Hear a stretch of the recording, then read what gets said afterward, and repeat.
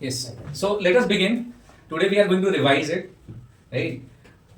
So if I ask you any questions, then please answer.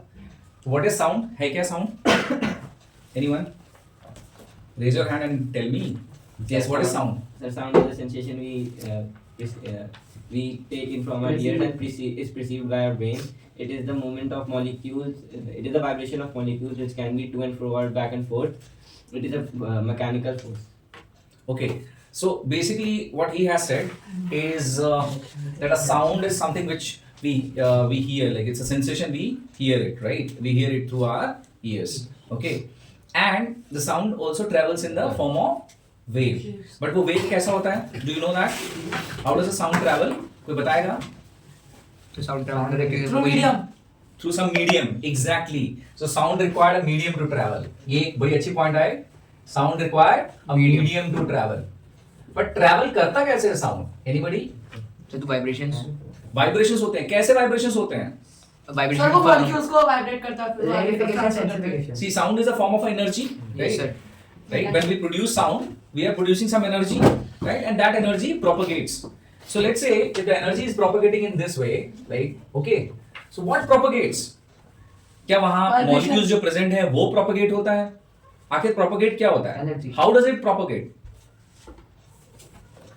कैसे? मतलब कैसे जो आगे बढ़ता vibrations है? energy होती है तो उसका vibration जो molecules में transfer होती है. मॉलिक्यूल्स है ना डेंस जो यहाँ पे वाइब्रेशंस होते हैं वो कैसे होते हैं कि अगर कुछ मॉलिक्यूल्स हैं यहाँ पर तो ये बेसिकली डेंस हो गया और मॉलिक्यूल्स कुछ जगहों पे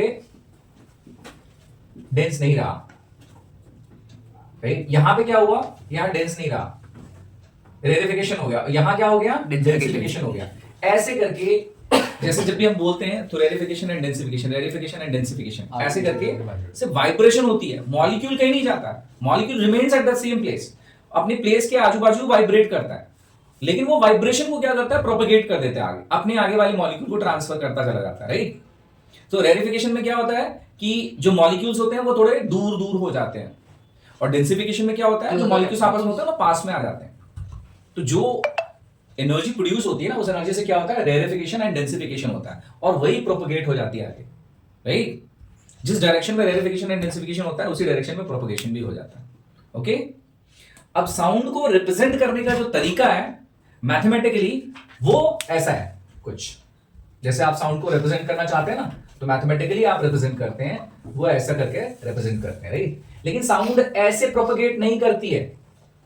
साउंड कभी भी ऐसे प्रोपगेट नहीं करती है. ये तो मैथमेटिकली रिप्रेजेंट करने का तरीका है, राइट? कि अपने mean position, this is called mean position, right? इस मीन पोजीशन से थोड़ा ऊपर गई फिर थोड़ा नीचे आई, राइट?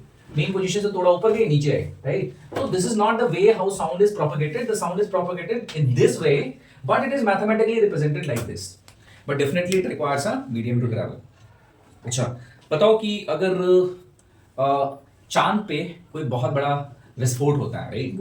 ब्लास्ट होता है, तो आपको कितनी देर में सुनाई देगा? सर नहीं सुनाई देगा क्योंकि वैक्यूम में साउंड ट्रैवल नहीं करती. एग्जैक्टली. हमारा कुछ ही दूर तक एटमॉस्फेयर है, एटमॉस्फेयर के बाद वो वैक्यूम है, वो एटमॉस्फेयर नहीं है, Sound वहाँ को पर medium- कोई मीडियम नहीं है. मीडियम में तो साउंड ट्रैवल ही करेगा. साउंड ट्रैवल ही नहीं करेगा. तो you can actually see the things which are far away from you, which are in the vacuum, और which are where the atmosphere is not there. You can see the things, see those blast, but you can not hear any sound. Okay, that's good. And एक sound का speed भी होता है, वो बता सकते हो कितना होता है? 330 मीटर पर second. Near about 330 meter per second. We take as a round figure 330 for easy calculations, right? We take like otherwise 334 meter per second होता है. 334 meter per second, right? 1 second में 330 के around meters जाएगा वो. Okay, okay. Now you very well explained about the sound, right? Really appreciate. अब हम आते हैं कि what are the characteristic of the sound? Sound की characteristic क्या होती है? कौन बताएगा? Okay, Shaurya, please. Sir loudness और पिच और क्वालिटी. ठीक है, absolutely correct. All agreed. Loudness, pitch and quality, ये कैरेक्टरिस्टिक है. पिच किस चीज को रेफर करता है? What do you mean by pitch? Shrillness or the dullness of the sound. Shrillness और डलनेस. वो कैसे डिफर करोगे कि श्रिलनेस और dullness? Sir high frequency sounds जो होती हैं वो हाई पिच होती हैं और लो फ्रीक्वेंसी पे लो पिच होती हैं. बट किसकी साउंड जो होती है वो हाई फ्रीक्वेंसी की होती है, कैसे पता करोगे? सर हमारे कान के वो उसकी वजह से, जैसे कि Vibration हाई जो पिच हमारे होती eardrum है में होती है. तो ईयर में इरिटेटिंग होता है, लेकिन जब लो पिच तो ज्यादा इरिटेटिंग नहीं होती.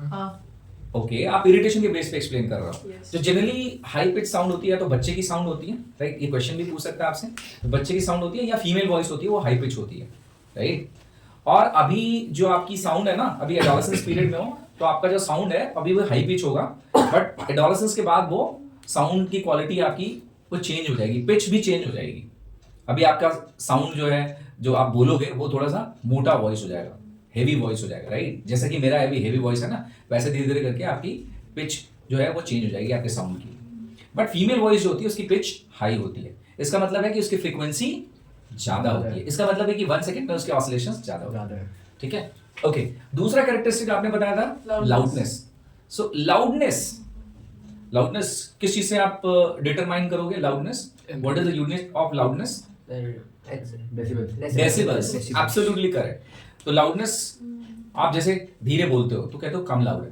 राइट फिर आप अगर तेज बोलते हो तो कहते हो ज्यादा लाउड है राइट तो इसको मेजर करने के लिए क्या होता है decibel what is the acceptable limit of the decibel 82 absolutely correct और जो एरोप्लेन जाती है उनकी डेसिबल कितनी होती है 120 से ज्यादा होती है एब्सोल्युटली Close करेक्ट minded 120 से ज्यादा होती है right anything beyond 55 to 60 is called noise but your bearable limit is like 80 what has been described right but beyond that one you will be hearing that sound that would be very irritable okay very good so अब आप ये बताओ कि मुझे मैं सोच रहा था कि पहले आ जाओ पहले characteristics of the sound describe कर लूं फिर उसके बाद हम लोग फ्रीक्वेंसी डिस्कस करेंगे तो what is the audible frequency for human being 20 absolutely correct 20 hertz to 20,000 hertz.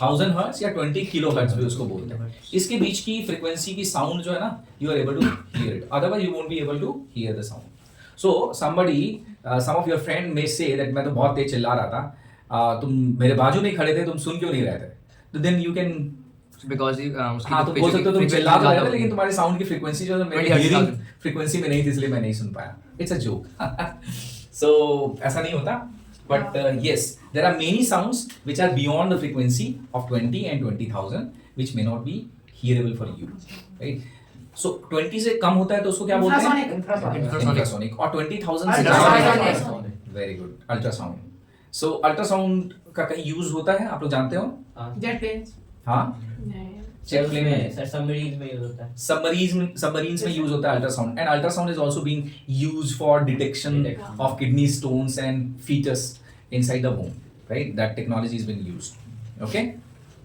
yeah so now let us come to the characteristics you have already said that there are two characteristics you said loudness and you said pitch you also said about quality तो quality कैसे determine होगी क्या ज्यादा pitch वाली sound या ज्यादा loudness वाली sound quality होगी सर क्वालिटी डिपेंड करती है मटेरियल जिस मटेरियल से साउंड प्रोड्यूस होता है नॉइस और वो साउंड में डिफाइन करती है तो क्वालिटी डिटरमाइन होती है जिस मटेरियल से साउंड प्रोड्यूस हो रहा है उससे पर क्वालिटी डिपेंड किस चीज पे करता होगा पिच पे लाउडनेस पे किसी चीज पे तो डिपेंड करता होगा ज्यादा फ्रीक्वेंसी की साउंड को कहोगे ज्यादा अच्छी क्वालिटी है बेकार क्वालिटी है बेकार नहीं ऐसा कुछ तो नहीं possible. हमारे कानों के लिए जो साउंड डालते हैं इरिटेटिंग है वो जैसे बेकार क्वालिटी का साउंड है तो किस चीज तो इसका मतलब है कि quality is not dependent on your pitch और लाउडनेस ऐसा क्या कह सकता हूँ मैं लाउडनेस बढ़ा दूं तो क्वालिटी अच्छी होगी नहीं नहीं कह सकता ना they are not dependent right so quality is altogether a different aspect right that depends on many other stuffs right from where the sound has been produced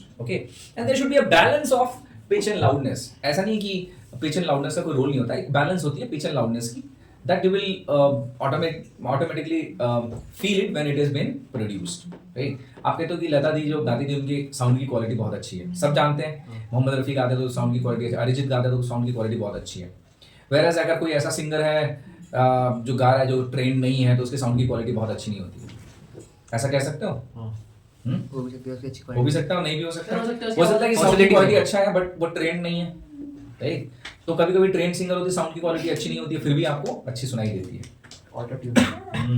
तो this is a very debatable issue right so we know that the quality does depend upon the source of the sound from where it has been produced okay so आप कैसे sound produce करते हो vocal cord vocal cord voice box से voice box में होते हैं ना vocal cord कितने होते हैं 8 दो वोकल कॉर्ड्स होते हैं दो pipes। वहां से यस वहां से साउंड प्रोड्यूस होती है राइट अच्छा आपके वोकल कॉर्ड्स के बीच की डिस्टेंस अगर बढ़ा दी जाए या उस वोकल कॉर्ड को लंबा खींच गया अगर वोकल कॉर्ड तो उसकी साउंड कि किस एस्पेक्ट पे इम्पैक्ट पड़ेगा, फ्रीक्वेंसी है पिच पे पड़ेगा, राइट? तो बढ़ा दी जाए तो पिच कैसी हो जाएगी, कम या ज्यादा?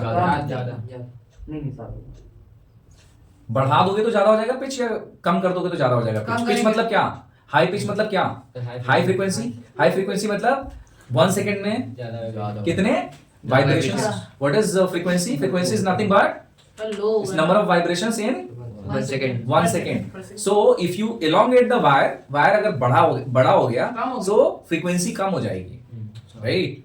The same level of energy you are putting, the frequency would be less. But अगर वायर लेंथ इज, और वॉइस बॉक्स की जो आपके कॉर्ड्स हैं उसकी लेंथ अगर छोटी होगी तो फ्रीक्वेंसी हाई हो जाती है. आप देखते हो कभी किसी इंस्ट्रूमेंट में देखो, जो छोटे वाले कॉर्ड्स है ना उनकी साउंड जो होती है बहुत पतली आती है, बड़े वाले जो कॉर्ड्स होते हैं उनकी साउंड थोड़ी सी मोटी आती है, right? That you know. Okay, very good. ऐसे मैंने आपको दिखाया था, हैप्पी ड्रम में भी दिखाया था. जो सबसे छोटा वाला पार्ट था ना उसकी फ्रीक्वेंसी हाई थी, right? The pitch was high. और जो सबसे बड़ा वाला पार्ट था उसकी फ्रीक्वेंसी लो होती थी, क्योंकि उसका वाइब्रेशंस बड़ा होता था. तो इसलिए 1 सेकंड में उसके नंबर ऑफ वाइब्रेशंस कम होते थे, इसलिए उसकी पिच कम होती थी. Okay, so that you have already seen. So what is amplitude, time period and frequency, and what is the relationship between them? Amplitude क्या है? Amplitude is the maximum displacement of an object from its mean vibration main positions, right? हाँ. जैसा आपने pendulum देखा है, pendulum, तो pendulum में क्या होता है? You have got a pendulum and that pendulum goes in both the direction, here also and here also. So what is the maximum reach it goes in one direction is called its amplitude. तो ये pendulum के case में है. और यहाँ जो sound के case में क्या, ये आपका साउंड का रिप्रेजेंटेशन है, मैथमेटिकल रिप्रेजेंटेशन है, करेक्ट? सो वन डायरेक्शन में मीन पोजीशन है, मीन पोजीशन से वन डायरेक्शन में कितना मैक्सिमम गया उसी को एम्पलीट्यूड बोलते हैं. Very good. And what is time period by the way? Sir, time Time taken to complete one oscillation. What is one oscillation? Sir, sir one crest and one draw. Very good. One crest and one draw is one oscillation. Absolutely perfect. So what is the one crest? बताओ यहाँ पर. Sir ऊपर वाला. हाँ, one crest is this one and draw is this. So between two consecutive crests, what do you call? Wavelength. Wavelength. It is represented as lambda, right? Okay. And one crest and one draw, you know, together make a one oscillation. Okay. And one oscillation में जो time लगता है उसको क्या बोलते हैं? Time period. Time period. Very good. और 1 second में कितने ऑसिलेशंस होते हैं उसको क्या बोलते हैं? Frequency. फ्रीक्वेंसी. Very good. तो क्या टाइम पीरियड और फ्रीक्वेंसी में कोई रिलेशनशिप है? नहीं. एनीवन? नहीं. अभी मैंने बोला कि 1 सेकंड में कितने oscillation, that is Time period. 1 second में कितने oscillation, that is Frequency. Frequency, right? और 1 ऑसिलेशन में कितना time is time period. Time period. तो क्या दोनों के बीच में कोई रिलेशनशिप है? नहीं. है. There is a relationship between time period and frequency. Frequency is nothing but 1 upon time period. One time period. Frequency is nothing but 1 upon time period. मैं कह रहा हूँ ना, बहुत सिंपल है. देखिए, टाइम पीरियड क्या होता है? To do one oscillation, right? And if you are doing multiple oscillation in 1 second, That's One minute. frequency. that becomes a frequency. 1 minute 1 second. 1 second नहीं. Okay. So there is a relationship between a frequency and a time period. Frequency is 1 upon time period. या time period is equal to 1 upon frequency. ठीक है? Okay. अब amplitude और loudness में कोई relationship है? Amplitude और loudness में. हाँ? हाँ सर. अच्छा, ठीक है. मैं क्या करता हूँ, अगर एम्पलीट्यूड को मैं 3 टाइम्स बढ़ा देता हूँ तो लाउडनेस कितना बढ़ जाएगा? 9 times. Absolutely correct. So loudness जो है ना, लाउडनेस और एम्पलीट्यूड में भी एक रिलेशनशिप है. Loudness is proportional to amplitude का स्क्वायर. एम्पलीट्यूड का स्क्वायर. तो अगर एम्पलीट्यूड अगर 3 टाइम्स बढ़ाओगे तो उसके एम्पलीट्यूड के स्क्वायर जितना जो है ना आपका लाउडनेस बढ़ जाएगा, राइट? 9 टाइम्स बढ़ जाएगा. 2 टाइम्स बढ़ाओगे एम्पलीट्यूड तो 4 टाइम्स बढ़ जाएगा. Very good. ओके. तो फ्रीक्वेंसी और टाइम पीरियड में आपका रिलेशनशिप हो गया. Is there any relationship between velocity of sound and frequency? Yes. क्या होता है velocity of sound? Speed of sound होती है. हाँ, तो क्या होता है? Displacement in 333 मीटर पर second frequency into lambda. Yes. Wavelength into frequency is nothing but it's a velocity of sound. तो यहाँ फ्रीक्वेंसी की जगह पे मैं लिख सकता हूँ 1 upon t. Yes. तो लैम्डा अपॉन टी भी हो सकता है. ठीक है? ओके. कुछ क्वेश्चंस करें oral? Yes. Yes sir. Very good. So now you know, चलो एक ऑब्जेक्ट है ट्यूनिंग फॉर्क। अब उसको आपने जैसे ही मारा राइट किसी रबड़ पे, तो उसकी वाइब्रेशन हुई 1 सेकेंड में 100 वाइब्रेशन हो गई। 1 सेकेंड में कितनी वाइब्रेशन हुई? 100। तो what is the frequency? 0.01 one sir क्या 1 सेकेंड में 100 वाइब्रेशन हुई, तो what is the frequency? 0.01 100 is the correct answer. भाई number of vibrations in 1 second is called Frequency. तो इसमें सोचना क्या है? Number of vibration in 1 second is called frequency. Frequency. What is the time period? 0.01 0.01 absolutely correct. इस time period is nothing but 1 upon frequency. सही बताया Okay, so this is how the questions would be asked, right? Similarly, if I ask you, like if the time period of any of vibration, like if time period of any of the vibrations produced by any object is 0.2 second, what is the frequency? Second. 20. 0.2 second, then what is the frequency? ये time period है हाँ, Frequency 20. 20 hertz. if the time period is 0.2 second, then what is the frequency? Time period 0.2 second है. ठीक है.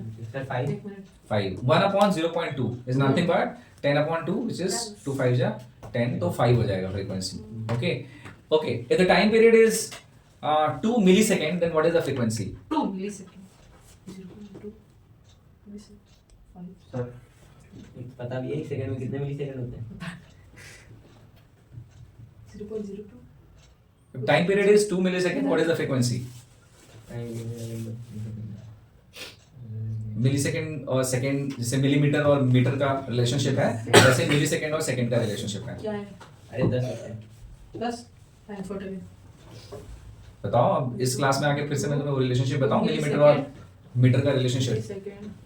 1000 milliliter is 1 meter.